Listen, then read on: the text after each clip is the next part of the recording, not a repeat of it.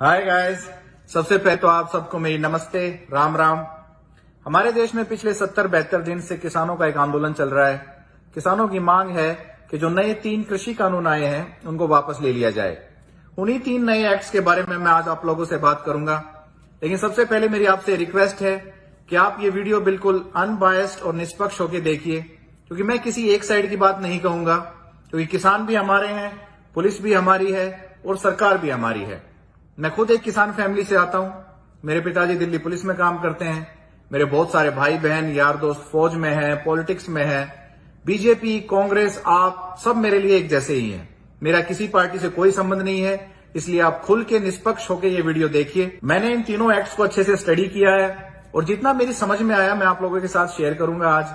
हो सकता है कुछ पॉइंट्स पे आप मुझसे एग्री करें, कुछ पे डिसएग्री करें, तो आप मुझे कमेंट करके बता सकते हैं।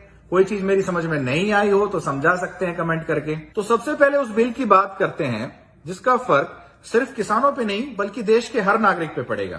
इस बिल का नाम है the essential commodities amendment bill. 1955 में सरकार ने कानून बनाया था कि जो भी एसेंशियल कमोडिटीज हैं, जैसे कि खाने पीने की जरूरी चीजें, पेट्रोलियम प्रोडक्ट्स, फर्टिलाइजर्स, इन सबको कोई भी कंपनी एक लिमिट के बाद भारी मात्रा में स्टोर करके नहीं रख सकती। मतलब जैसे मान लो दाल है, अब किसी प्राइवेट कंपनी ने बहुत सारी दाल जमा कर ली तो मार्केट में उसकी सप्लाई कम हो जाएगी। सप्लाई कम होगी तो डिमांड बढ़ेगी। अब डिमांड बढ़ेगी तो कंपनी मुंह मांगे रेट में, महंगे दामों में वो दाल हमें बेचेगी।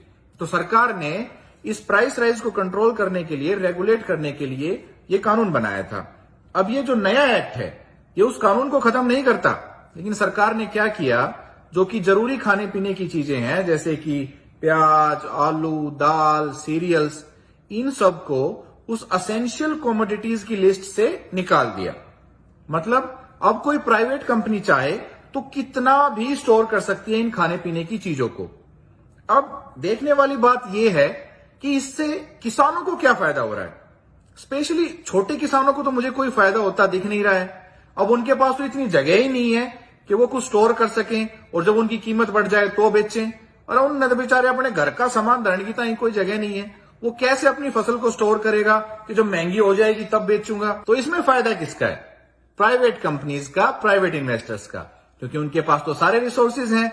बड़े बड़े कोल्ड स्टोरेज हाउसेज हैं, जब तक चाहे स्टोरेज करेंगे, जितना चाहे स्टोर करेंगे, अब तो कोई लिमिट भी नहीं है। और जब उनकी कीमतें बढ़ जाएंगी तो महंगे दामों में हमें बेचेंगे। तो नुकसान किसका है? हमारा, क्योंकि हमारी जेब से पैसे जाएंगे। और ये तो खाने पीने की चीजें हैं। सोचो दाल, प्याज, आलू, ये सब जब महंगा हो जाएगा तो हमारी जेबों से पैसे जाएंगे, हमें नुकसान होगा। दूसरा जो एक्ट है उसका नाम है the farmers produce trade and commerce promotion and facilitation bill 2020।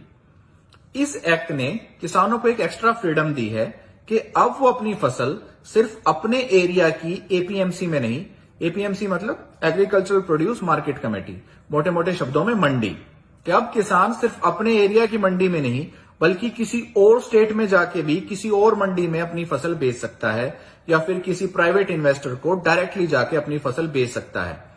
और इस पे कोई टैक्स भी नहीं होगा, टैक्स फ्री होगी ये डील। जबकि अपनी मंडी में स्टेट गवर्नमेंट टैक्स कलेक्ट करती थी।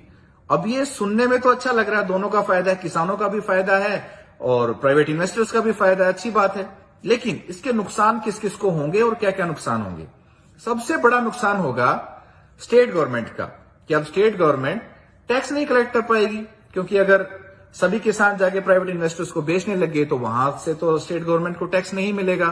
तो स्टेट गवर्नमेंट को टैक्स नहीं मिलेगा तो वो कहीं ना कहीं से तो पैसे कमाएगी, क्या पता वो हमारे ऊपर एक्स्ट्रा टैक्स लगा दे, ऐसा हो सकता है, क्योंकि सरकार को तो पैसा चाहिए, स्टेट गवर्नमेंट्स को भी पैसा चाहिए। दूसरा सबसे बड़ा नुकसान होगा आड़तियों को, जिनको हम बिचौलिए कहते हैं। वो तो बेरोजगार हो जाएंगे, क्योंकि अगर सारे किसान कोई मंडी में आएगा ही नहीं, सारे जाके प्राइवेट इन्वेस्टर्स को बेचने लग गए तो आड़ती तो सारे बेरोजगार हो गए। अब इनके लिए सरकार ने कुछ किया नहीं। भाई ये भी तो देश के नागरिक हैं, तो इनको यूं कैसे मारोगे? अब आते हैं किसानों पे। क्या इस एक्ट से किसानों को कोई फायदा होगा? हाँ, हो सकता है। अगर हमारे किसानों के पास इतने रिसोर्सेज हो, उनको इतना स्मार्ट बना दिया गया हो कि उनको प्राइवेट कंपनी से डायरेक्टली डील करना आता हो, उनको मार्केट रिसर्च करनी आती हो, वो किस टाइम इंडिया की किस मंडी में जाके फसल बेचेंगे, ट्रांसपोर्टेशन कॉस्ट काट के, ये वो, उनको कितना प्रॉफिट होगा, अगर ये सब उनको हैंडल करना आता हो, अगर उनको इतना स्मार्ट बना दिया गया हो ऑलरेडी, तो उनको फायदा हो सकता है। लेकिन नहीं, गांव के छोटे किसानों को अभी इतनी मार्केट रिसर्च करनी नहीं आती है। अब कोई गांव का, हरियाणा का छोटा सा किसान वो कहां जाके तमिलनाडु, बंबई, गोवा की मार्केट को समझेगा और वहां की मंडियों में जाके अपनी फसल बेचेगा? नहीं, उसको मदद चाहिएगी, और मदद जब चाहिएगी तो एक नया बिचौलिया पैदा होने का रिस्क है, जो उसको लूट खाने का भी रिस्क है।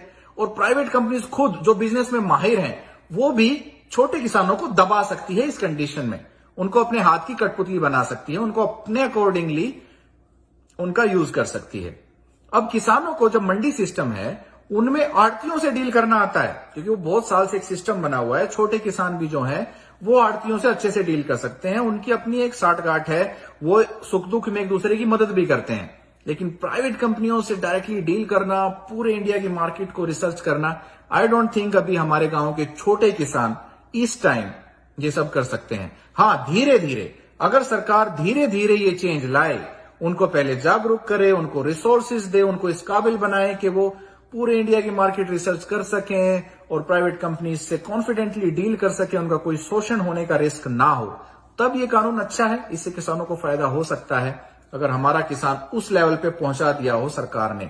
लेकिन अभी आई डोंट थिंक इस टाइम किसान को इससे कुछ ज्यादा फायदा है। तो कुल मिला के जैसा मैंने बताया, स्टेट गवर्नमेंट्स को नुकसान होगा, क्योंकि उनको यहां से टैक्स नहीं मिलेगा, और यहां से टैक्स नहीं मिलेगा तो पता नहीं आप पे वो कहां से कौन सा टैक्स, नया टैक्स लगा दे, ऐसा हो सकता है, आई डोंट नो।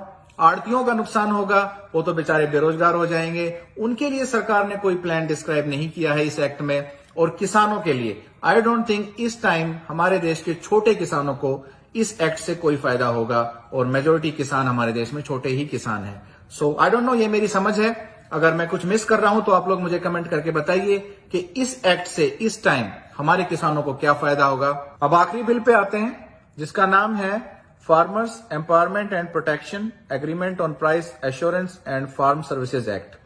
ये कॉन्ट्रैक्ट फार्मिंग का कानून है, जिसमें किसान और कंपनी के बीच पहले ही एक रिटर्न कॉन्ट्रैक्ट हो जाएगा कि क्या फसल का दाम होगा, क्या क्वालिटी होगी, क्या टर्म्स एंड कंडीशन रहेंगी, वगैरह वगैरह, पहले ही एक रिटर्न कॉन्ट्रैक्ट में लिख दिया जाएगा। अब जहां तक मुझे समझ में आ रहा है, इसमें भी प्राइवेट कंपनीज का अपर हैंड रहेगा, क्योंकि सरकार का तो प्राइस पे कोई कंट्रोल रहेगा नहीं। पहले सरकार एमएसपी देती थी, मिनिमम सपोर्ट प्राइस, कि कम से कम भाई इतने में तो फसल खरीदी जाएगी ताकि किसान का नुकसान ना हो। अब वो प्रोटेक्शन भी नहीं रहा। अब मान लो ये जो नई प्राइवेट कंपनीज आएंगी, जो नए प्राइवेट इन्वेस्टर्स आएंगे, ये गैंग बना ले, एक लॉबी बना ले कि भाई कि कोई भी इससे ज्यादा प्राइस में मत खरीदना, तो किसान मजबूर हो जाएगा, उसको मजबूर किया जाएगा कि वो कम दामों में बेचे, नहीं तो मार्केट में कोई भी नहीं खरीदेगा।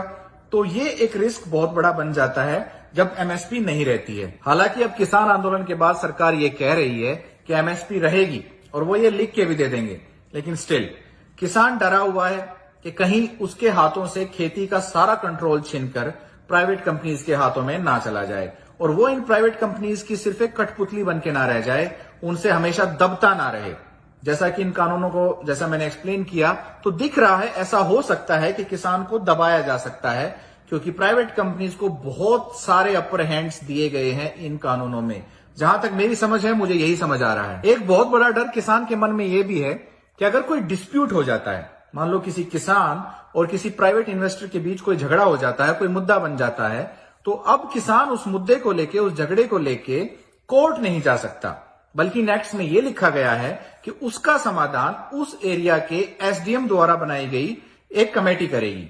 तो अब ये चीज किसान के मन में एक इनसिक्योरिटी पैदा करती है कि हमसे कोर्ट का सहारा भी छीन लिया गया है, क्योंकि कोर्ट एक इंडिपेंडेंट एंटिटी है, उस पर सरकार का कोई कंट्रोल नहीं है। लेकिन एसडीएम वगैरह जो उधर फैसला करेंगे, क्या पता उन पे सरकार का दबाव हो, उनको किसी तरह की कोई रिश्वत खिला दे, तो ये एक इनसिक्योरिटी पैदा करती है किसानों के मन में कि उनसे कोर्ट का सहारा छीन लिया गया है। सरकार से एक गलती ये भी हुई है कि ये कानून बनाते वक्त सरकार ने किसानों को इन्वॉल्व नहीं किया। अब जिनके लिए ये कानून बनाए जा रहे हैं, जिनके बेटरमेंट के लिए ये चेंजेस लाए जा रहे हैं, वही इससे खुश नहीं है, तो इन कानूनों का फायदा क्या। अगर पहले से ही इनको अंडर कॉन्फिडेंस लिया जाता, इनके साथ बातचीत करके, इनकी सहमति के साथ ये चेंजेस लाए जाते, तो आज ये सिचुएशन मच बेटर होती। तो दोस्तों, ये था मेरा point of view in 3 bills को लेके, और बिल्स के अब तो कानून बन गए हैं। मेरा ये मानना है कि किसान जो प्रोटेस्ट कर रहे हैं, अपने हक की लड़ाई लड़ रहे हैं, ये जायज है। इनका ये डर जायज है कि कहीं इन 3 कानूनों के लागू होने के बाद ये इन प्राइवेट कंपनीज की कठपुतली बन के ना रह जाएं। तो मैं आशा करता हूं कि सरकार जल्द ही बातचीत करके इस समस्या का कोई समाधान निकाल लेगी। और किसान भाइयों से भी मैं ये निवेदन करता हूं कि वो अपना प्रोटेस्ट पीसफुल रखें, क्योंकि शांतिपूर्वक ही हम किसी सॉल्यूशन पे पहुंच पाएंगे। और बाकी आप लोग मेरे इन व्यूज से कितना एग्री करते हैं, कितना डिसएग्री करते हैं, आप कमेंट्स में मुझे बता सकते हैं। जय हिंद, जय भारत, जय जवान, जय किसान। Thank you so much. Bye bye.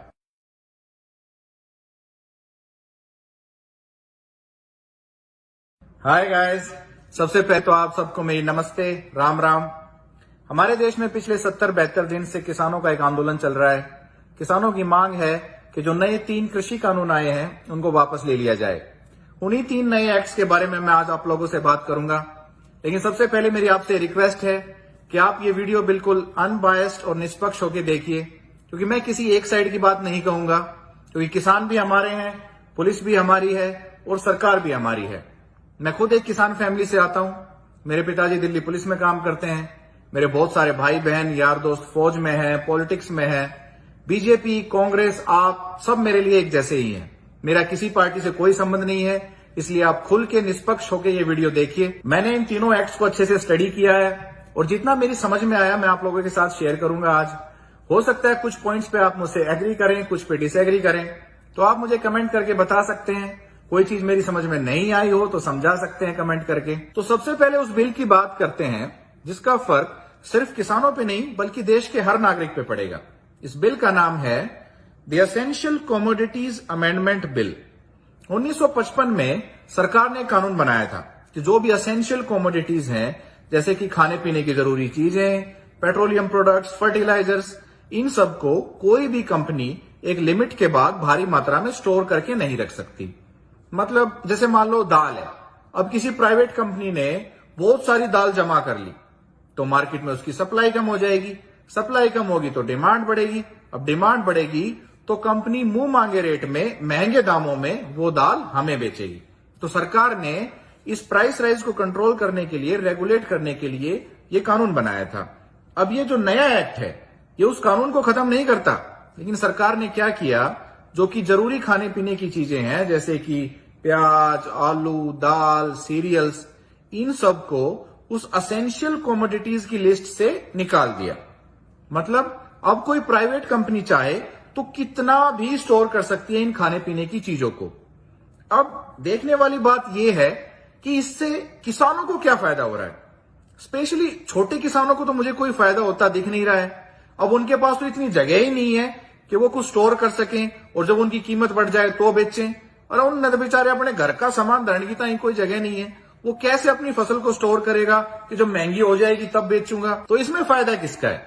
Private companies का, प्राइवेट इन्वेस्टर्स का, क्योंकि उनके पास तो सारे रिसोर्सेज हैं। बड़े बड़े कोल्ड स्टोरेज हाउसेज हैं, जब तक चाहे स्टोरेज करेंगे, जितना चाहे स्टोर करेंगे, अब तो कोई लिमिट भी नहीं है।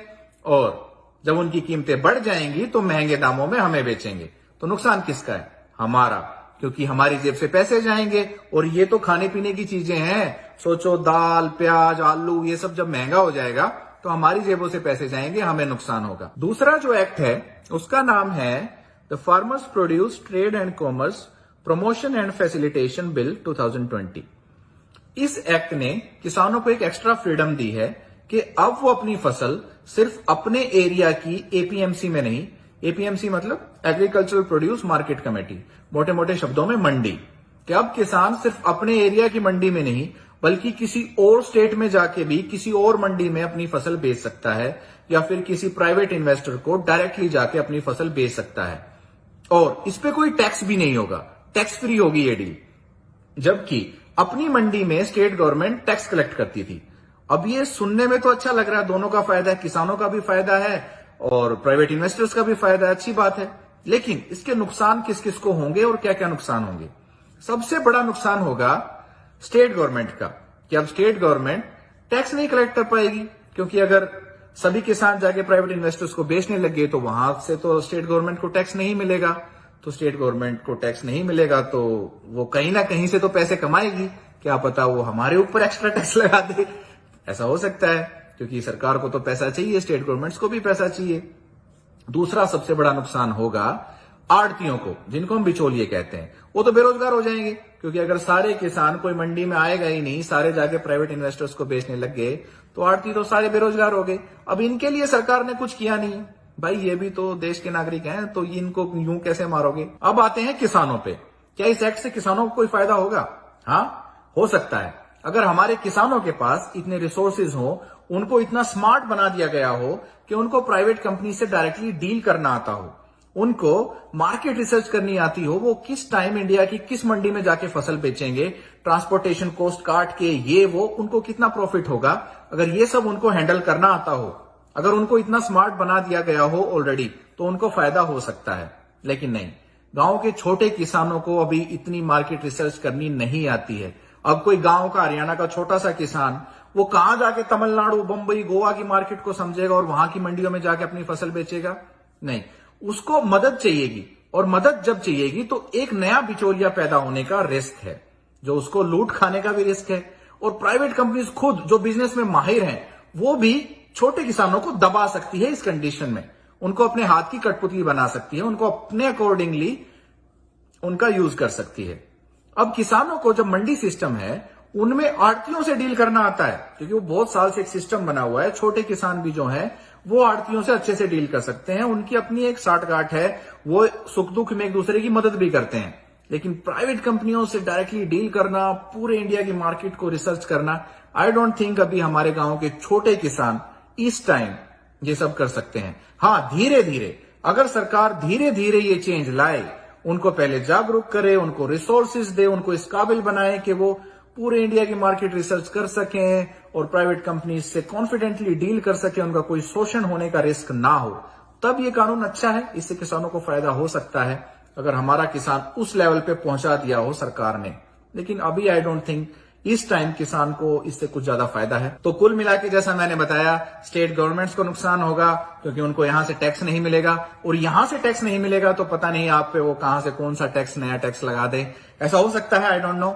आड़तियों का नुकसान होगा, वो तो बेचारे बेरोजगार हो जाएंगे, उनके लिए सरकार ने कोई प्लान डिस्क्राइब नहीं किया है इस एक्ट में। और किसानों के लिए आई डोंट थिंक इस टाइम हमारे देश के छोटे किसानों को इस एक्ट से कोई फायदा होगा, और मेजोरिटी किसान हमारे देश में छोटे ही किसान हैं। सो आई डोंट नो, ये मेरी समझ है।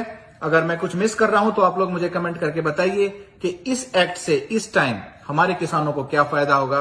अब आखिरी बिल पे आते हैं, जिसका नाम है farmers empowerment and protection agreement on price assurance and farm services act.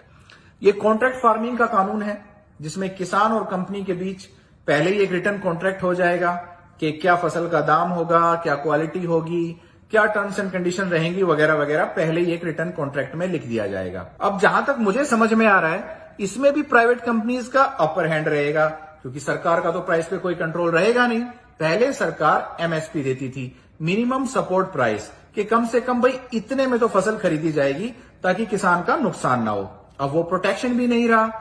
अब मान लो ये जो नई प्राइवेट कंपनीज आएंगी, जो नए प्राइवेट इन्वेस्टर्स आएंगे, ये गैंग बना ले, एक लॉबी बना ले कि भाई कि कोई भी इससे ज्यादा प्राइस में मत खरीदना, तो किसान मजबूर हो जाएगा, उसको मजबूर किया जाएगा कि वो कम दामों में बेचे, नहीं तो मार्केट में कोई भी नहीं खरीदेगा। तो ये एक रिस्क बहुत बड़ा बन जाता है जब एमएसपी नहीं रहती है। हालांकि अब किसान आंदोलन के बाद सरकार ये कह रही है कि एमएसपी रहेगी, और वो ये लिख के भी दे देंगे, लेकिन स्टिल किसान डरा हुआ है कि कहीं उसके हाथों से खेती का सारा कंट्रोल छीनकर प्राइवेट कंपनीज के हाथों में ना चला जाए, और वो इन प्राइवेट कंपनीज की सिर्फ एक कठपुतली बन के ना रह जाए, उनसे हमेशा दबता ना रहे। जैसा कि इन कानूनों को, जैसा मैंने एक्सप्लेन किया, तो दिख रहा है ऐसा हो सकता है कि किसान को दबाया जा सकता है, क्योंकि प्राइवेट कंपनीज को बहुत सारे अपर हैंड्स दिए गए हैं इन कानूनों में। जहां तक मेरी समझ है, मुझे यही समझ आ रहा है। एक बहुत बड़ा डर किसान के मन में यह भी है कि अगर कोई डिस्प्यूट हो जाता है, मान लो किसी किसान और किसी प्राइवेट इन्वेस्टर के बीच कोई झगड़ा हो जाता है, कोई मुद्दा बन जाता है, तो अब किसान उस मुद्दे को लेके, उस झगड़े को लेके कोर्ट नहीं जा सकता, बल्कि नेक्स्ट में यह लिखा गया है कि उसका समाधान उस एरिया के एसडीएम द्वारा बनाई गई एक कमेटी करेगी।